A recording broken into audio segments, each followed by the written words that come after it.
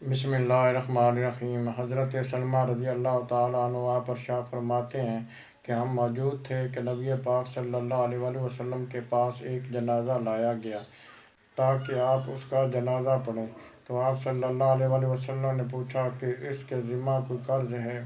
تو بتایا گیا یا حضرت نہیں، تو آپ صلی اللہ علیہ وآلہ وسلم نے اس کا جنازہ پڑھا۔ ایک اور جنازہ لایا گیا تو آپ صلی اللہ علیہ وآلہ وسلم نے اسی طرح پوچھا کہ اس کے ذمہ کوئی قرض ہے؟ تو آپ صلی اللہ علیہ وآلہ وسلم کو بتایا گیا کہ ہاں یا حضرت قرض ہے۔ آپ نے پوچھا کہ اس نے وراثت میں کچھ چھوڑا ہے؟ تو بتایا گیا یا حضرت اس نے وراثت میں کچھ نہیں چھوڑا۔ تو نبی پاک صلی اللہ علیہ وآلہ وسلم نے فرمایا اپنے ساتھی کا جنازہ پڑھو۔ تو مقام غور ہے کہ جس کے ذمہ قرض تھا نبی پاک صلی اللہ علیہ وآلہ وسلم نے اس کا جنازہ نہیں پڑھا، تو جو چور ہو اس کا جنازہ پڑھ لینا کیسا ہے؟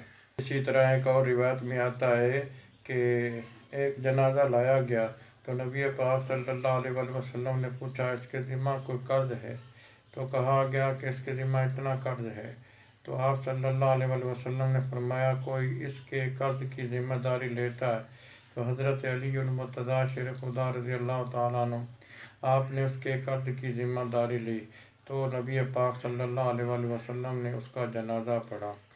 اس لیے میت والوں کو چاہیے کہ جب بھی کبھی جنازے کا وقت ہو تو جنازے سے پہلے اس مرنے والے کی طرف سے جتنا بھی قرض ہے وہ اپنے ذمہ لے لیں تاکہ اس کا جنازہ ٹھیک ہو سکے۔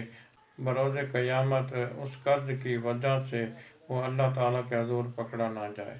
دعا ہے کہ اللہ تبارک و تعالیٰ ہمیں عمل کی توفیق نصیب فرمائے۔